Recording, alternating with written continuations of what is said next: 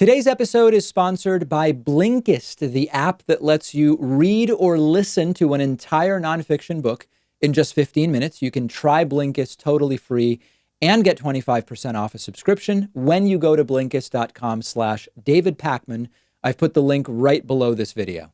I actually wasn't going to talk about this today because my priority, as many of you know, is bringing the left together to defeat Donald Trump. And I thought over the weekend when I saw this story that talking about it might be divisive. But now that I'm seeing some of the reactions, I'm realizing that I have to talk about it to try to stop the divisiveness. So let's get right into it. In my mind, Noam Chomsky has never made more sense than he has made in the last 6 months in terms of the urgency and the importance of voting and of removing Donald Trump. And he's spoken really astutely and poignantly to the anti-Biden left, to the never Biden left, to people who in 2016 thought there was no practical difference between Donald Trump and Hillary Clinton. And he recently said, and I'm paraphrasing here, that while you might be frustrated that you would have to lobby Biden to be more left, that under Trump, your city might just be underwater. And it's hard to be an activist for anything you care about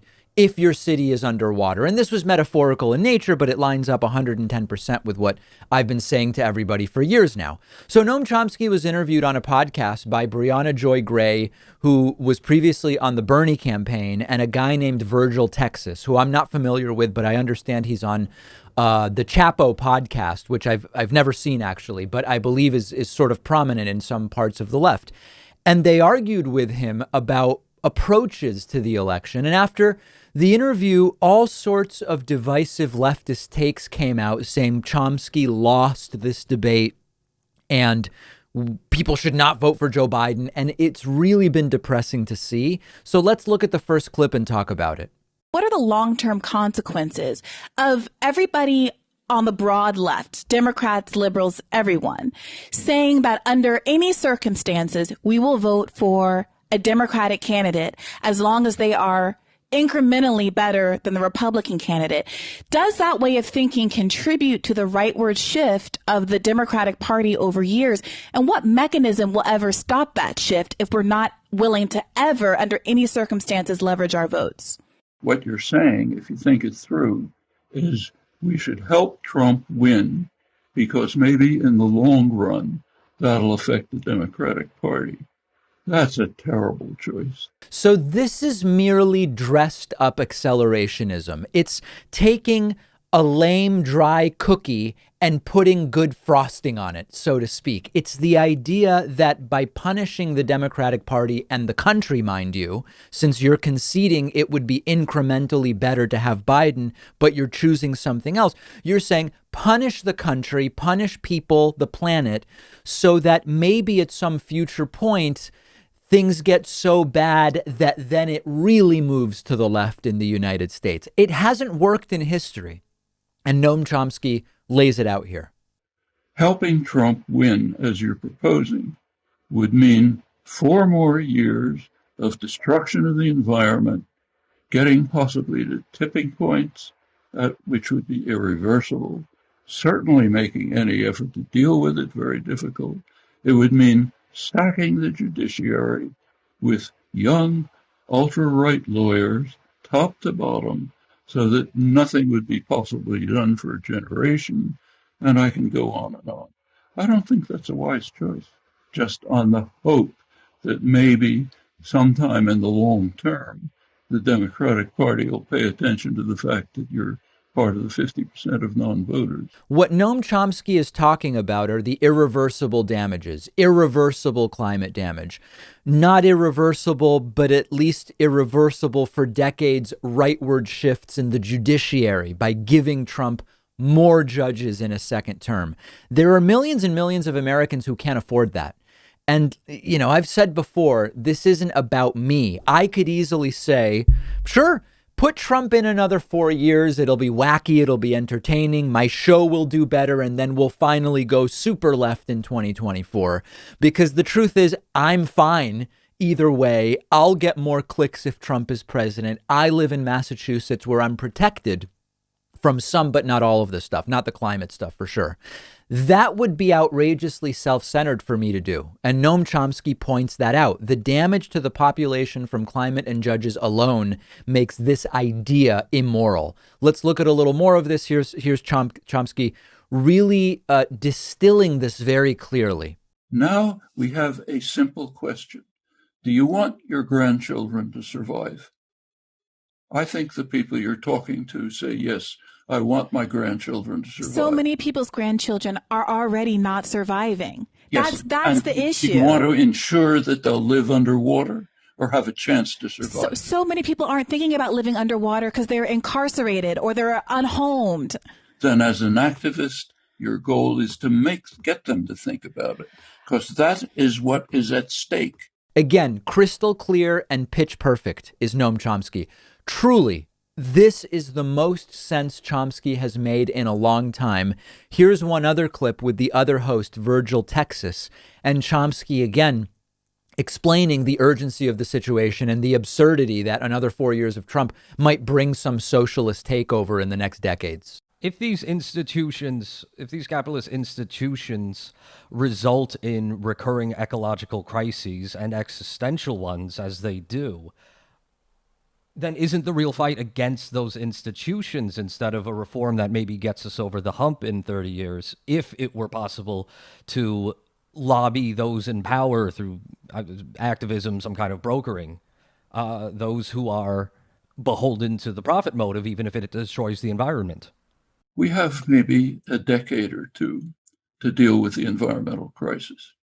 Is there the remotest chance that within a decade or two we'll overthrow capitalism? It's not even a dream, okay? So the point that you're raising is basically irrelevant. Of course, let's work to try to overthrow capitalism. It's not going to happen like that. There's a lot of work involved. Meanwhile, we have an imminent question. Are we going to preserve the possibility for organized human society to survive? Are we going to preserve the possibility for us to work to overthrow capitalist institutions? Or are we going to say, it's hopeless, let's quit? I prefer the first. You're calling for the second. So Chomsky is just spot on. And unfortunately, people that are proclaiming that Chomsky was defeated here, it's created a second round of cheerleading of people feeling better about not voting Biden. And it's really tragic. And as Chomsky says, let's be activists for stuff once Biden wins. But if Biden doesn't win, our activism goes nowhere. There's no chance of anything if Trump wins. And that's the key point that Chomsky is making here. Let's be united around it. This is not a debate about blue no matter who. I don't even know who's seriously saying that there's any sort of validity to blue no matter who. It's Trump and Biden. Biden happens to be the Democratic candidate. Trump happens to be the Republican candidate. We've evaluated two options and picked the better one. Making this a debate about the concept of voting for the Democrat, whoever they are, is ridiculous. We're 21 days out and it's Biden versus Trump. It's not blue no matter who or blue if this or blue is that. Really well done by Noam Chomsky. Let's come together around it. Yesterday was day 2 of Amy Coney Barrett's confirmation hearings to the Supreme Court. Barrett is Donald Trump's nominee to replace the late, great Ruth Bader Ginsburg. Barrett couldn't possibly come from a more different philosophy than Ginsburg. Barrett is a religious Christian, a member of a cult named the People of Praise, who said Antonin Scalia was the most in line with her judicial philosophy. Day 2 of the confirmation hearings, truly a clinic in obfuscation and deception. And what's stunning about yesterday's second day of hearings is that I don't think Amy Coney Barrett actually said anything directly about her philosophy. Her answers were either saying nothing and explaining why she'll be saying nothing, or telegraphing her positions in a coy and deceptive way while leaving herself complete latitude to do anything in the future. And all sorts of senators taking a shot at it, just a pathetic lack of openness. Sometimes it was almost comical. And I say almost comical because then you remember, wait, she might be influencing the top level judiciary of the country for decades. When you're about to laugh, you remember that and you stop laughing. So let's look at some examples. There is speculation that Donald Trump will dispute the election. If he does, it could reach the Supreme Court. So Chris Coons, Democratic senator, asked Barrett whether she'd recuse herself from any cases related to this election, since it would be an obvious conflict having to adjudicate an election in which the guy who nominated you is a candidate, but she won't recuse herself. But I think the gravamen, the core issue in recusal is that any judge or justice should recuse themselves from a case in which their impartiality might reasonably be questioned. Given what President Trump said, given the rushed context of this confirmation, will you commit to recusing yourself from any case arising from a dispute in the presidential election results 3 weeks from now? Senator Coons, thank you for giving me the opportunity to clarify this, because I want to be very clear for the record and to all members of this committee that no matter what anyone else may think or expect, I have not committed to anyone or so much as signaled. I've never even written. I've been in a couple of opinions in the Seventh Circuit that have been around the edges of election law. But I haven't even written anything that I would think anybody could reasonably say, oh, this is how she might resolve an election dispute. So she does not commit to that. And why would she? I mean, there's been no consequences to anything any of Donald Trump's cronies have done. Why would she recuse herself? No way. No surprise at all. Then it goes to Cory Booker, Democratic senator from New Jersey, who asks about the importance of presidents committing to a peaceful transfer of power, something that presidents should commit themselves to generally. And she won't answer that. Cory Booker presses her and she still won't do it. He asked at this time. Here's another one. Do you believe that every president should make a commitment unequivocally and resolutely to the peaceful transfer of power? Well, Senator, that seems to me to be pulling me in a little bit into this question of whether the president has said that he would not peacefully leave office. And so to the extent that this is a political controversy right now, as a judge, I want to stay out of it, and I don't want to express a view on. So, Judge, I appreciate what you've said about respecting our founding fathers, about the originalism. It's remarkable that we're at a place right now that this is becoming a question and a topic, but I'm asking you, in light of our founding fathers, in light of our traditions, in light that everyone who serves in that office has sworn an oath where they, quote, swear to preserve and protect and defend the Constitution of the United States, I'm just asking you, should a president commit themselves, like our founding fathers, I think, have a clear intention, like the grace that George Washington showed, to the peaceful transfer of power? Is that something that presidents should be able to do? Well, one of the beauties of America from the beginning of the Republic is that we have had peaceful transfers of power, and that disappointed voters have accepted the new leaders that come into office. And that's not true in every country. And I think it is part of the genius of our Constitution. Did you see what she did there? When asked about whether presidents should commit to peaceful transfers of power, she says the great thing about the U.S. is we've always had peaceful transfers of power, which of course ignores that we've never had a president like Trump who won't actually commit to one. But she leaves that out conveniently. Really interesting moment when it was Senator Kamala Harris's turn. Kamala asks whether Barrett is aware that Donald Trump has made comments about striking down the Affordable Care Act and is pursuing lawsuits to strike down the Affordable Care Act. And Barrett says she hasn't heard of them, but Harris was prepared. And Harris says, well, while you were talking to people getting ready for these hearings, certainly the topic must have come up, right? And this puts Barrett into a pretzel where she has to admit, well, yeah, I was told it might come up, but not in the context of Trump pledging to eliminate and suing to eliminate the ACA. Doesn't pass the sniff test. Let's take a look. Barrett asked you earlier today, but did not receive an answer. Prior to your nomination, were you aware of President Trump's statements committing to nominate judges who will strike down the Affordable Care Act? And I'd appreciate a yes or no answer, please. Well, Senator Harris, I want to be very, very careful. I'm under oath. As I'm sitting here, I don't recall seeing those statements. But I don't recall seeing or hearing those statements, but I don't really know what context they were in. So I guess I can't really definitively give you a yes or no answer. What I would like to say is I don't recall hearing about or seeing such statements. Well, I imagine you were surrounded by a team of folks that helped prepare you for this nomination hearing. I have yes. But let me finish if you don't mind. Oh, I'm so sorry.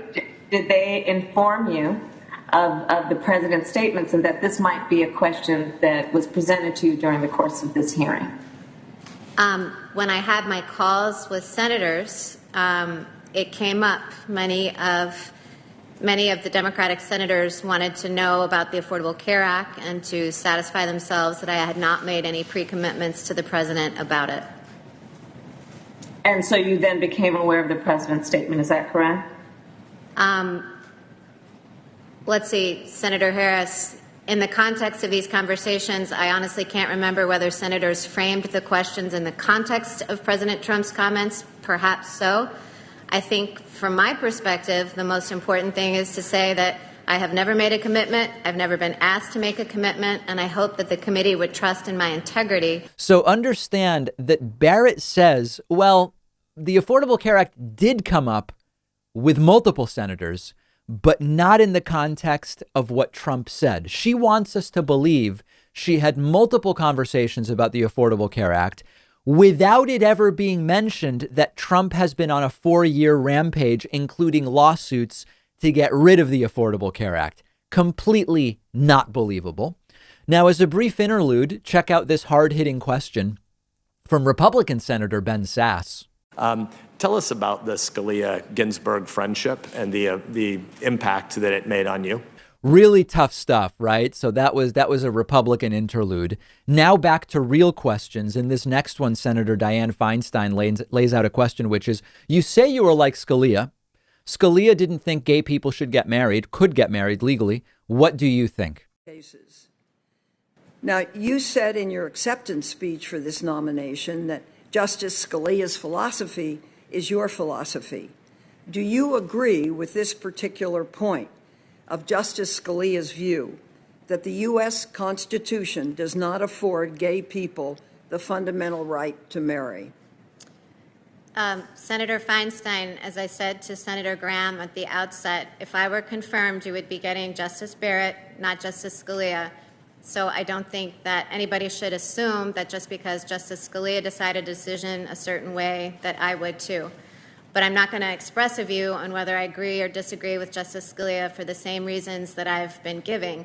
You know, Justice Ginsburg, with her characteristic pithiness, used this to describe how a nominee should comport herself at a hearing. So that's a game Barrett plays. She is smart, where she will cite Ruth Bader Ginsburg in some innocuous way to avoid answering a real question. And Feinstein tries again on Roe v. Wade, doesn't get any further with it.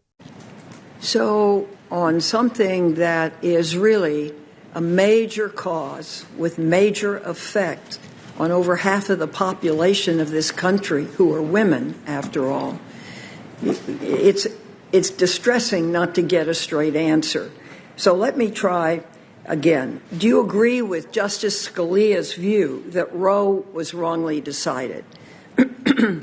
Senator, I completely understand why you are asking the question, but again, I can't pre-commit or say, yes, I'm going in with some agenda, because I'm not. I don't have any agenda. I have no agenda to try to overrule Casey. I have an agenda to stick to the rule of law and decide cases as they come. They often use this framing to avoid answering. I'll decide cases as they come up, speculating about past decisions, so you never get any actual answer out of them. And then lastly from yesterday, there's more, but these are some highlights.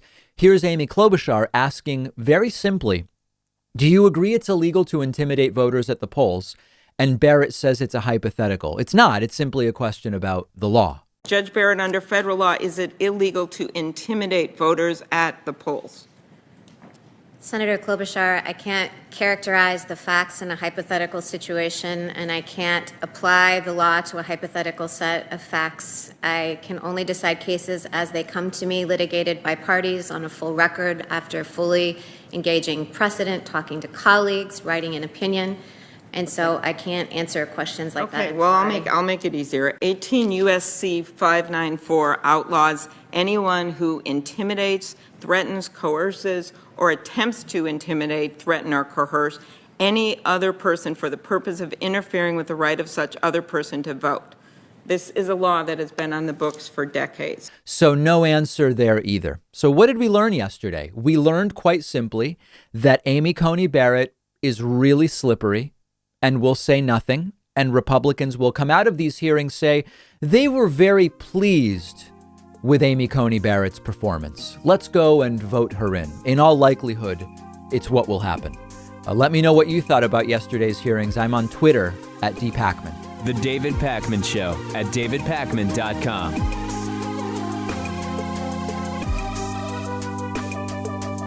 What if you could read 10 books in just one sitting? That's exactly what one of my favorite apps lets you do. It's called Blinkist, and what they do is take thousands of popular nonfiction books. They condense them down into text or audio that you can consume in 15 minutes. Blinkist makes sure that you're getting all of the important core insights from each book. So it's perfect for exploring a book you otherwise wouldn't have time for. If there's a full book you're thinking about buying, you can use Blinkist to get a sample first. Just think how much you can enrich yourself by being able to soak up an entire nonfiction book in just 15 minutes. I recently read A Brief History of Time, of course, by the great Stephen Hawking. This is a book that I have been aware of for so long, and other things got in the way, and it was fantastic to check it out on Blinkist. Blinkist has books on politics, philosophy, science. They have 27 different nonfiction categories, and a subscription is only about $8 a month, and you get the entire library. But you can try it totally free and get 25% off a subscription when you go to Blinkist.com/David Pakman. I've put the link right underneath this video.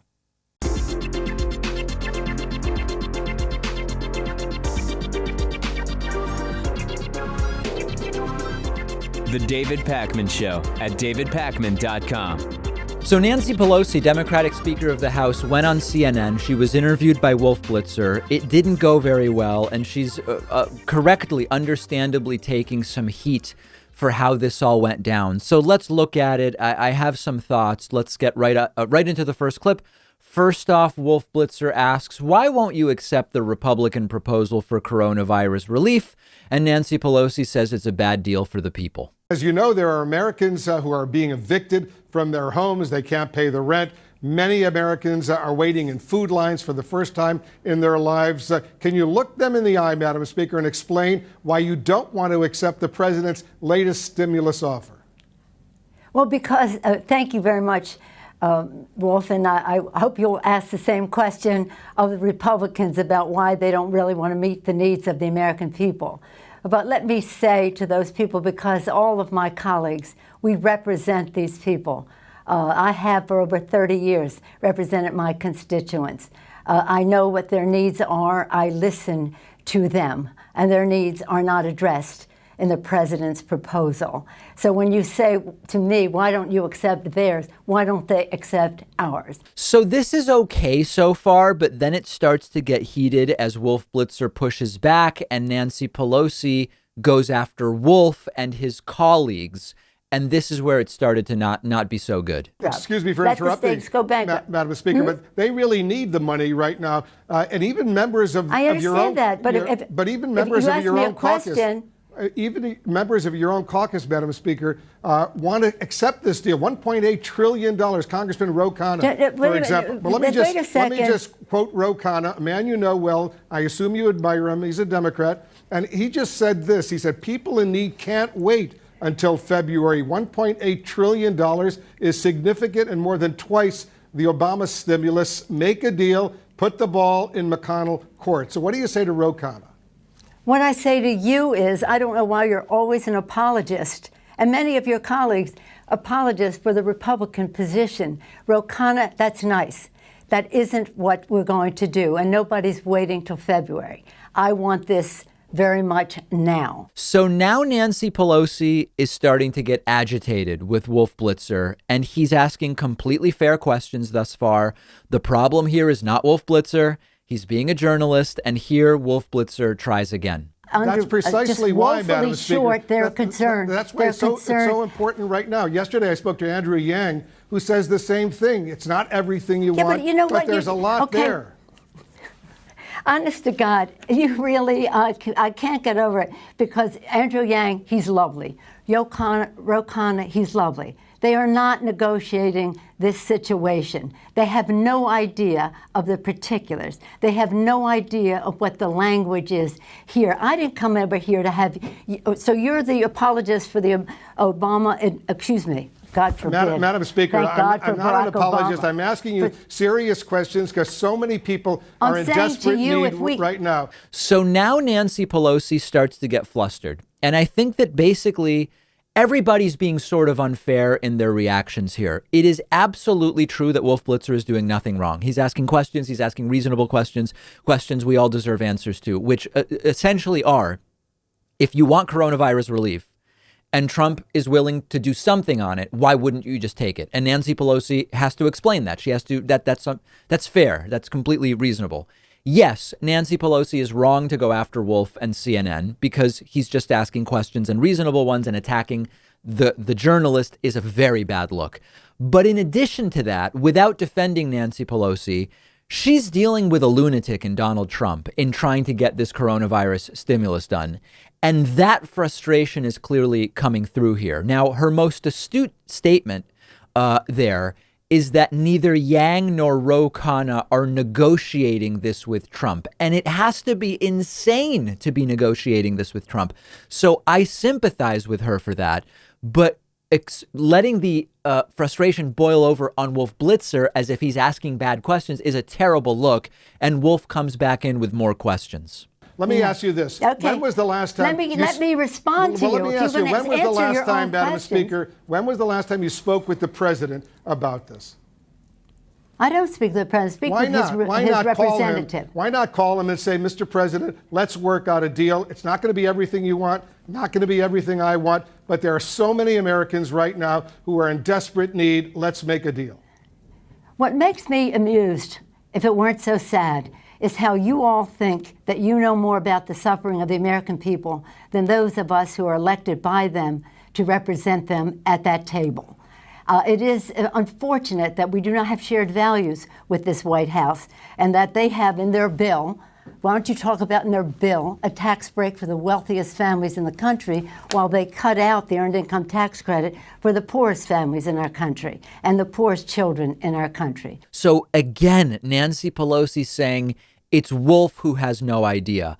It's not his job to have an idea. Here, Wolf is there as a journalist to ask questions like, if Trump's okay with 1.8 trillion, why won't you take it and get money to people? That's fair. And there are reasonable people on the left asking that exact same question.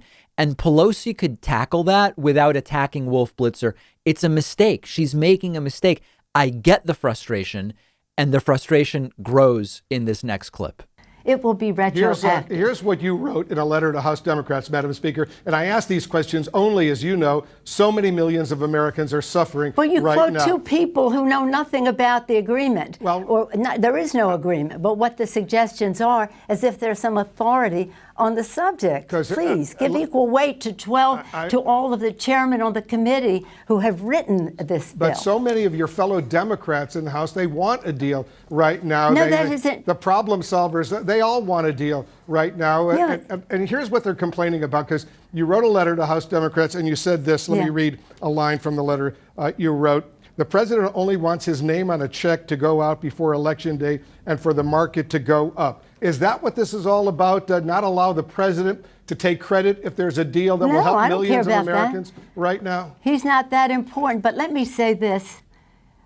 With all due respect, and you know we've known each other a long time, you really don't know what you're talking about. If the plural of anecdote is not data, Yes, there's some people who said this or that. Overwhelmingly, my caucus wants what is right for the American people. Overwhelmingly, our chairman who wrote the bill, read their statements. They all put out their own statements when they saw what the White House was proposing. So this was bad. This is very, very bad. I understand why Pelosi's fuse is running short, but this is like when the Trump people are sent out to defend Trump and they get frustrated because Trump lies all the time. And then they have to defend Trump's lies on media, in media interviews. And they end up attacking the interviewer. When the Trump defenders do it, it's wrong. And when Nancy Pelosi does it, it's wrong. And it's a bad look. So this did go horribly wrong, but not because Pelosi was frustrated.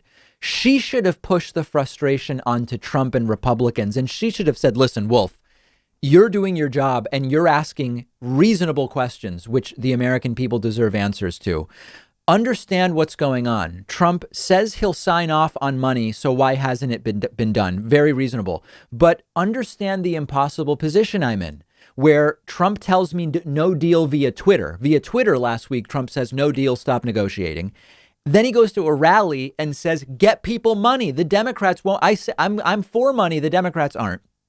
Mitch McConnell says no more deals. Mitch McConnell has been saying for months, we're not doing any more stimulus. Understand the bipolar nature of the situation, and then I'm thrown into it. So your questions of me are fair, but recognize the insanity. But when she goes off on Wolf, it backfires completely.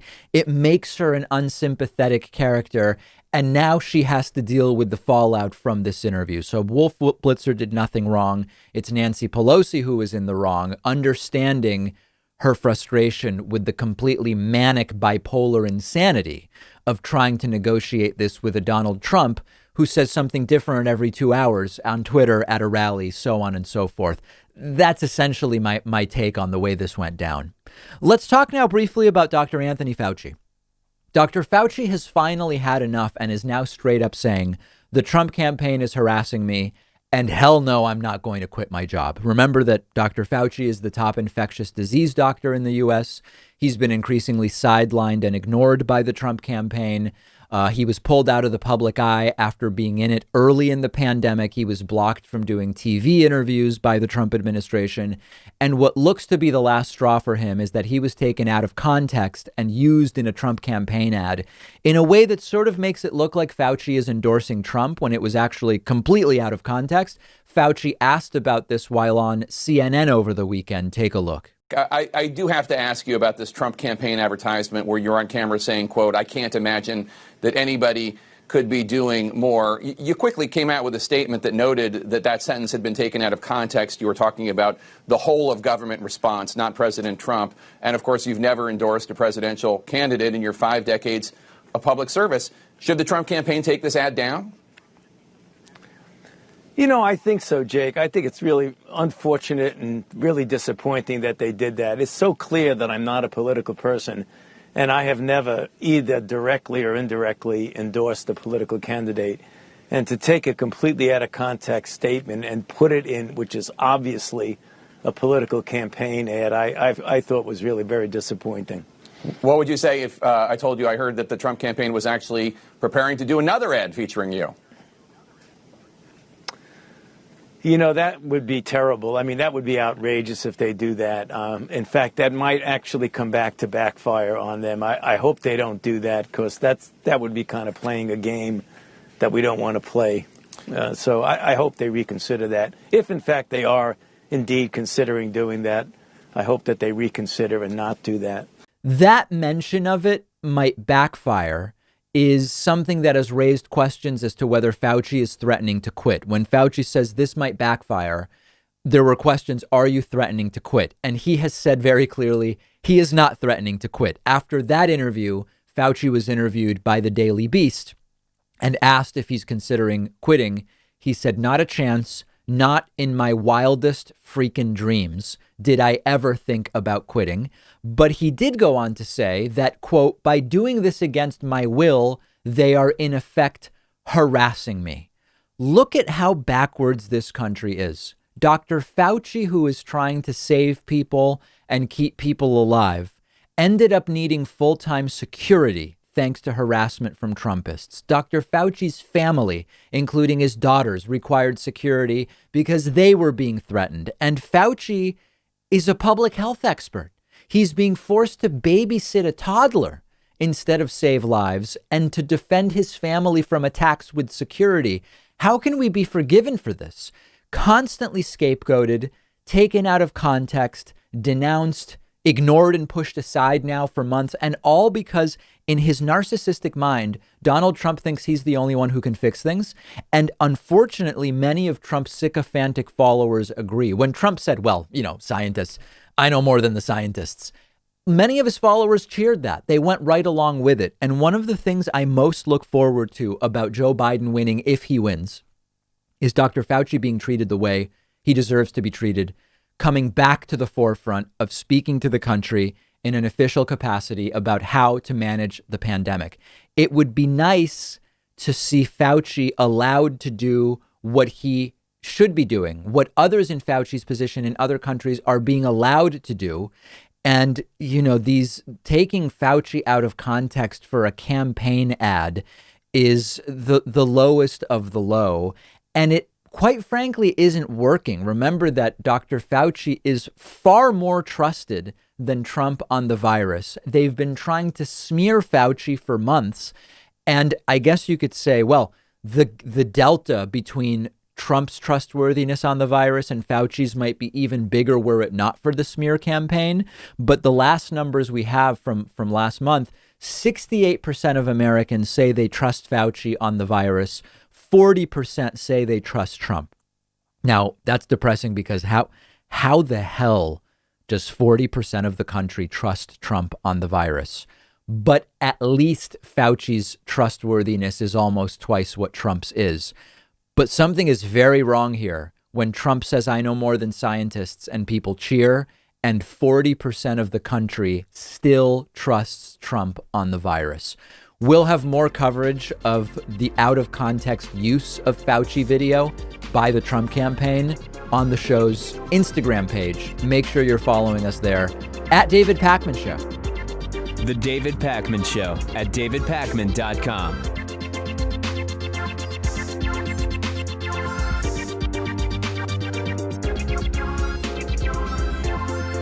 The David Pakman Show depends on your support, and the easiest way is through membership, which includes the world-famous bonus show, as well as commercial-free audio and video streams of the show just for members. Sign up today at joinpakman.com. Coupon code saves you 40%. Vote soon 18.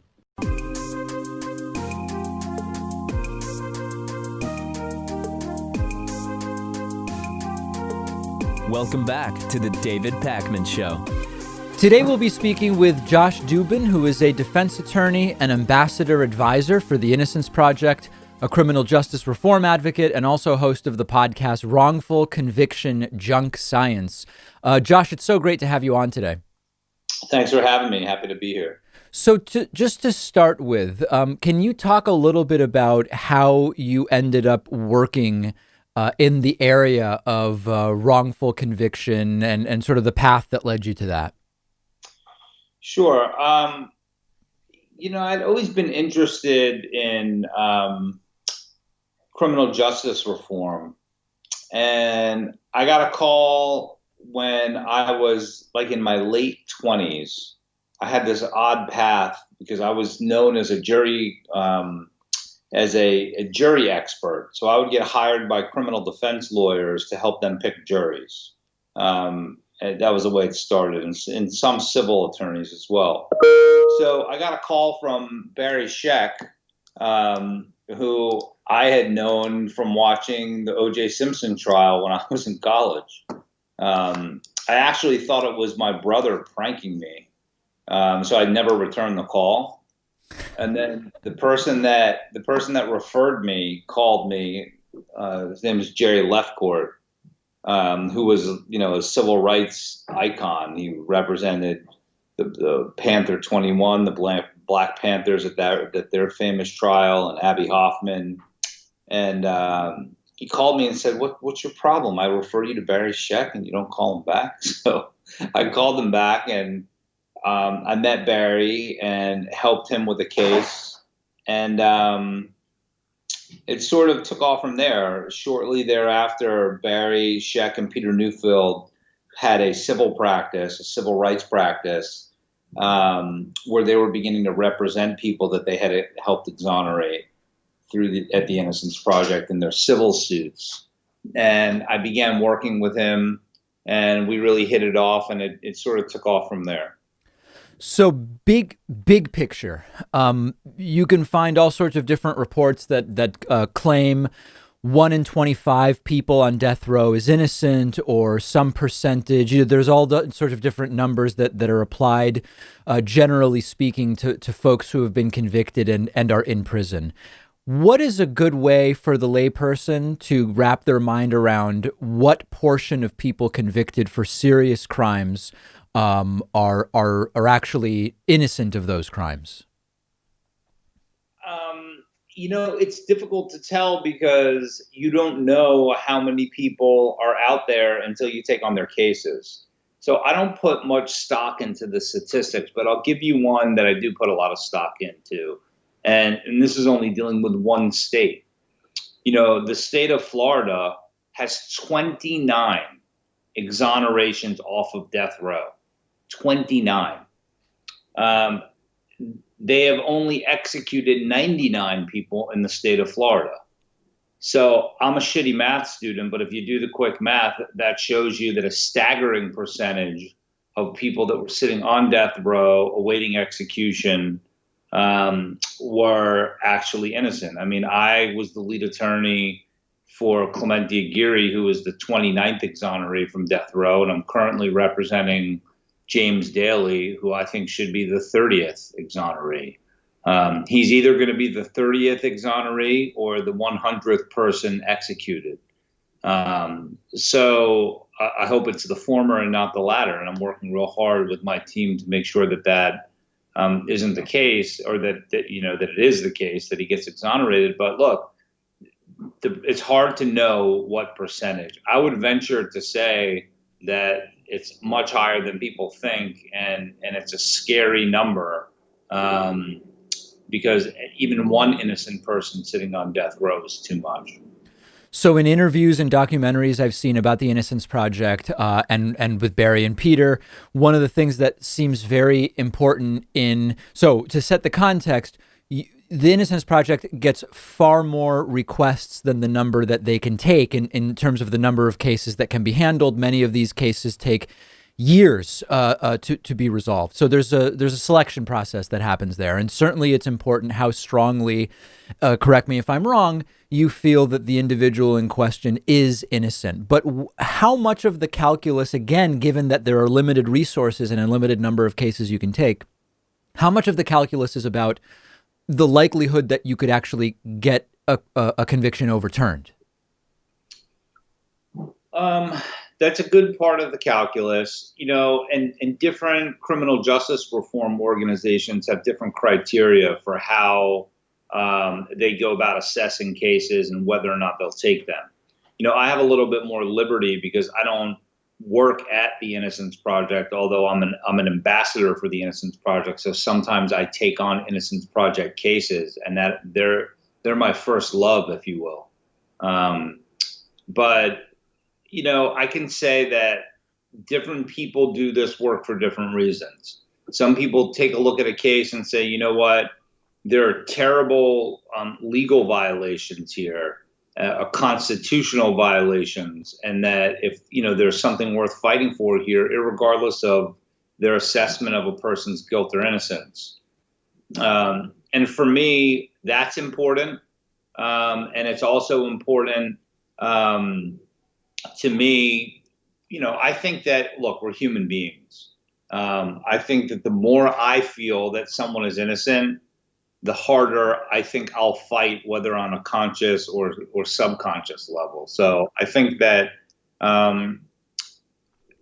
likelihood of success is definitely a factor, but I can tell you that all of these exonerations are an arduous battle, a steep uphill climb. You're fighting against very tall odds.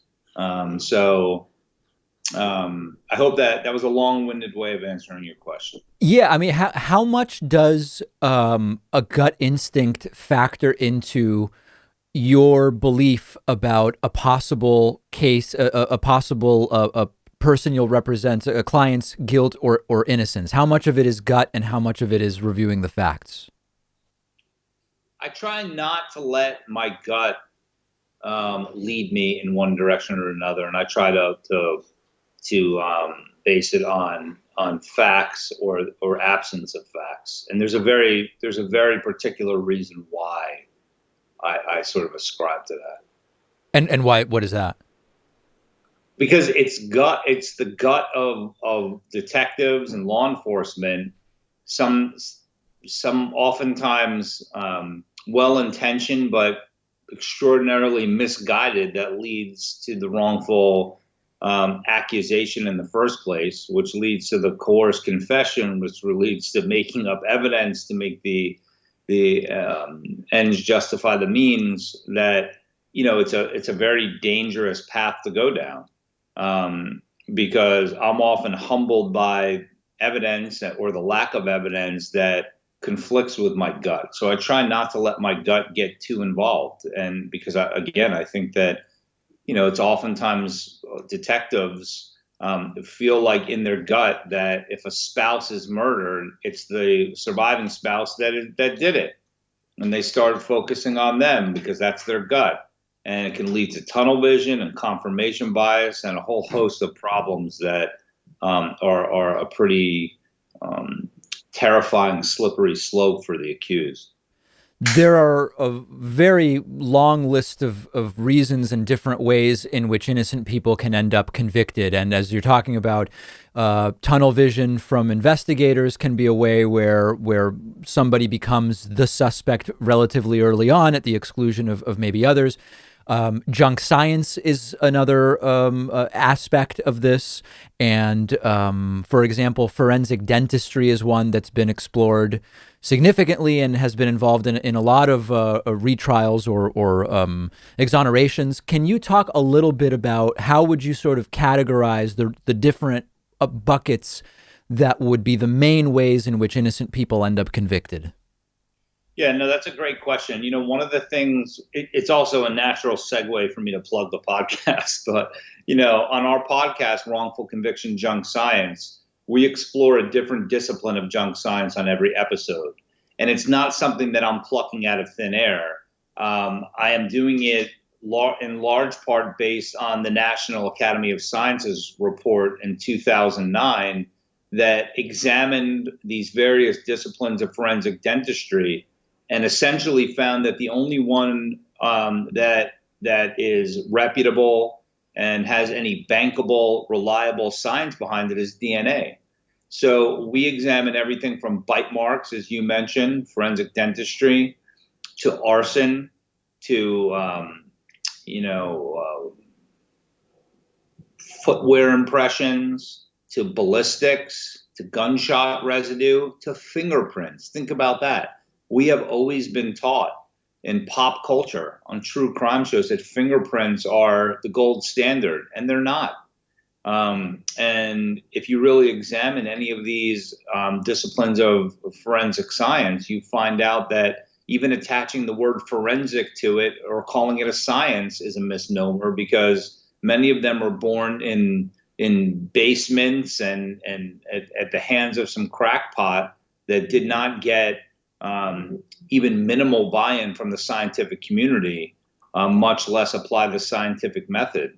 And they get accepted in one case, and because of our system of legal precedent, they all of a sudden start spreading through the justice system.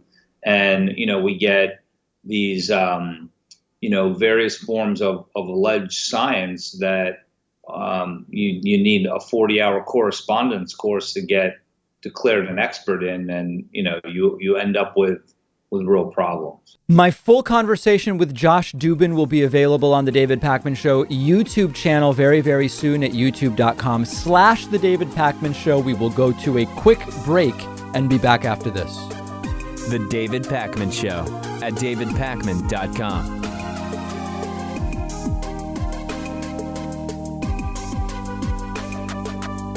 The David Pakman Show depends on the support of our viewers and listeners, and one way to keep us going is through Patreon, where you can pledge as little as $1 per month or as much as you want at patreon.com/David Pakman Show. Great perks and benefits as well. Read about them. The David Pakman Show at davidpakman.com. So Donald Trump did another rally last night. This one was in Pennsylvania, where Donald Trump is now losing to Joe Biden by an average of 7 points. And Donald Trump actually asked women to like him during yesterday's rally. We will get to that. But let's start in order, piece by piece. Donald Trump kicking off the rally by slamming Joe Biden because Joe Biden abandoned Pennsylvania when he was 10 years old. How do you lose to a guy like this? Is this possible? Oh, I'll never come to Pennsylvania again. I love this place. You know, they say he was born in Scranton, but he left. He left. He abandoned you. He didn't. Said, give me a break.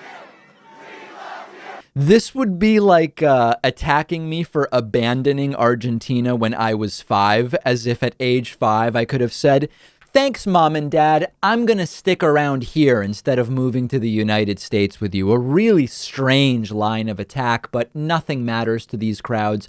They will cheer anything. This next one I love.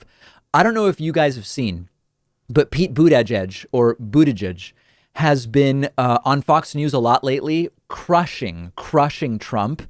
So Trump apparently doesn't like it, and he talked about Pete Buttigieg at yesterday's rally, except he called him Booty Check, which is different. You had Alfred E. Newman. You had all these people. You know who Alfred E. Newman is? Yes. Pete Buttigieg. Pete Buttigieg. He was a bad mayor of a failed town, and he's going to run for president. You know. Just wild stuff. I mean, it's insane that this is the reality we live in. And then here's that strangest moment of the entire thing when Donald Trump asked suburban women to like him, a sort of Jeb Bush please clap moment, except much more cringy. This was after about 90 seconds of ranting incoherently. I don't want to build low-income housing next to your house, okay, if that's okay. And I ended the regulation, the rule that made the zoning so impossible that you had to destroy your communities. And then I hear the suburban woman. I think that the suburban woman, and I used to say suburban housewife, I used to take heat, but I said, does anybody care? Do you care if I say suburban? No, they're all going, no. Again, the only one cares is them. Trump said suburban housewife, but I didn't say it because I don't. You learn very quickly.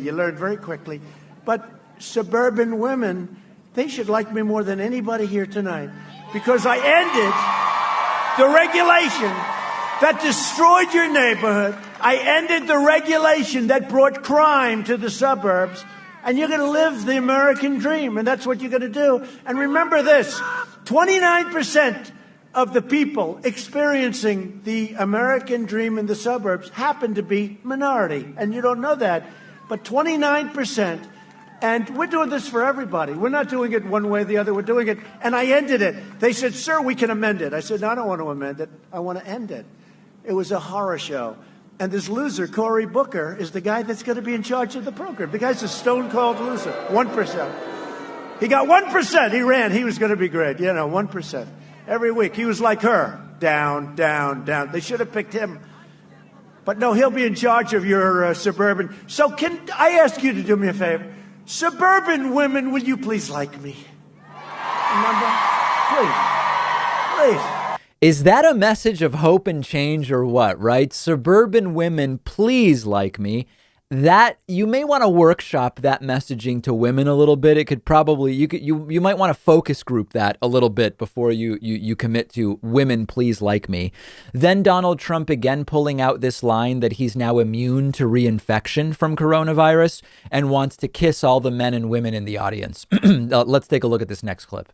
And now I'm immune, they tell me. I'm immune. I could come down and start kissing everybody. I'll kiss every guy, man and woman. Look at that guy, how handsome he is. I'll kiss him.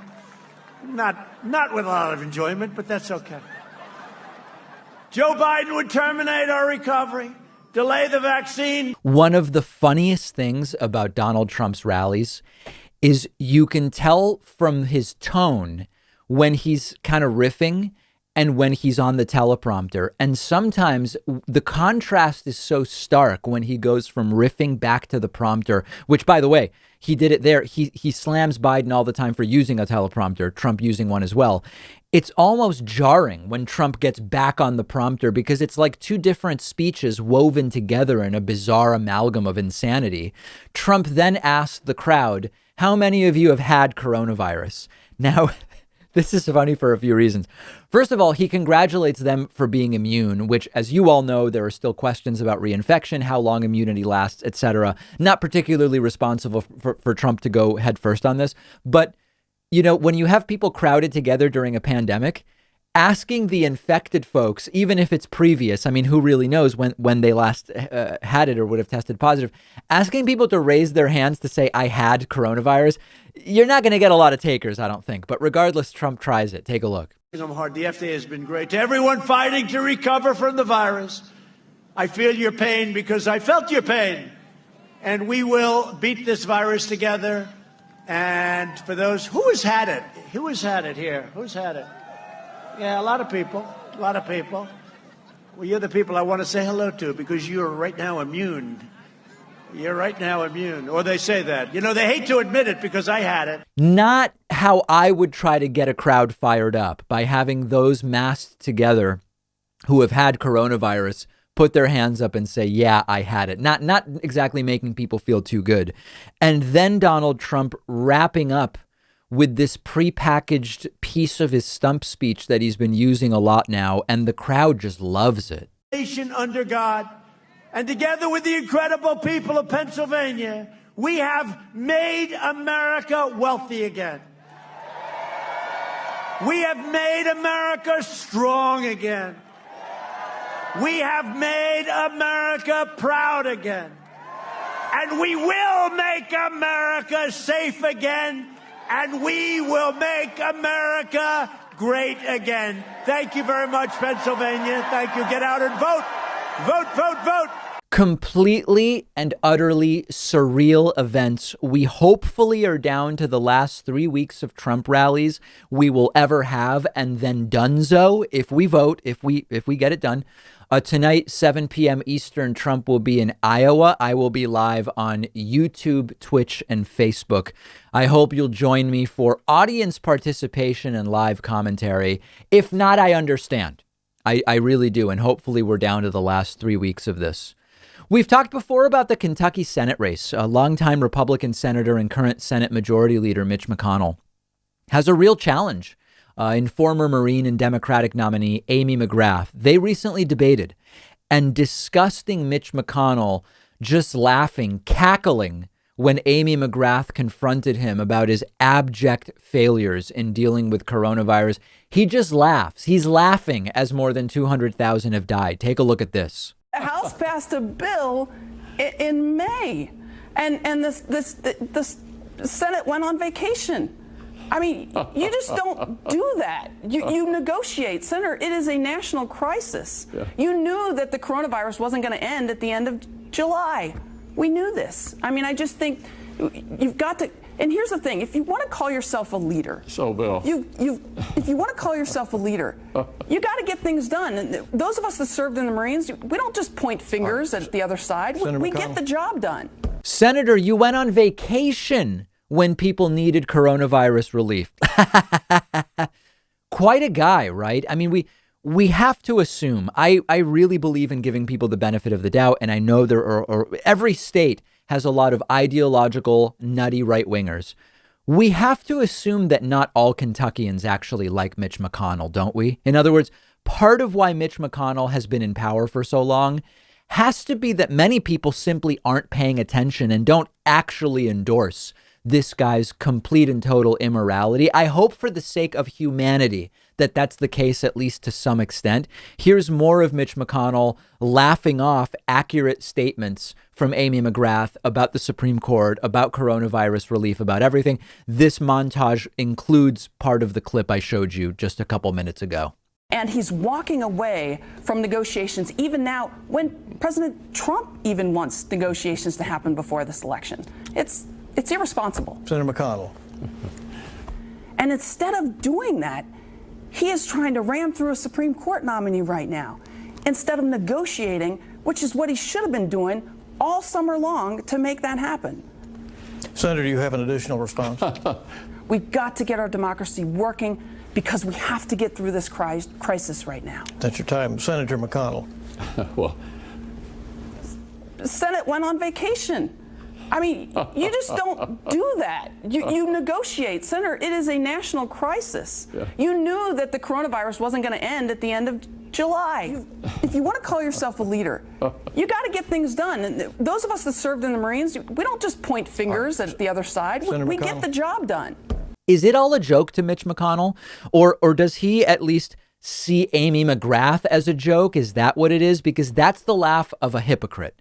Unfortunately, there are many voters in Kentucky who think at least he's not a Democrat and they're going to vote for him. That counts for a lot in many Republican strongholds like Kentucky. But imagine removing Mitch McConnell on November 3rd. It's an uphill battle, no doubt. But if you look at 538.com, it says McConnell has a 96% chance of being reelected. The truth is we don't have very recent polling in Kentucky. If you look at the polls on Real Clear Politics, you'll see the latest poll is nearly a month old. Yes, McConnell was leading by 12 then, but that was a month ago. A lot has happened since then. It could be 6 right now. Within 3 weeks, it could be less than 6. We just have no idea. And it's a great race to get involved in. And then briefly, just as a reminder, South Carolina, incumbent Republican Senator Lindsey Graham has a serious challenge from Democratic candidate Jamie Harrison. Harrison has been raising ungodly amounts of money lately, but the concern is how much of the money is from around the country rather than from voters in South Carolina. But the latest polls there are good for Harrison. In the last month, the polls are a tie, Lindsey Graham ahead by 1, and 2 more ties. If you go beyond that, you're looking at polling from July. Very important race. I think Harrison has more of a shot than McGrath, but both really key races that you can get yourself involved in. Phone banking, door-to-door campaigning if you live in the States and you can do it safely, etc. Get involved. And we are going to talk on today's bonus show about some of these races and more as well. Get instant access to the bonus show by becoming a member at joinpakman.com. We'll see you then.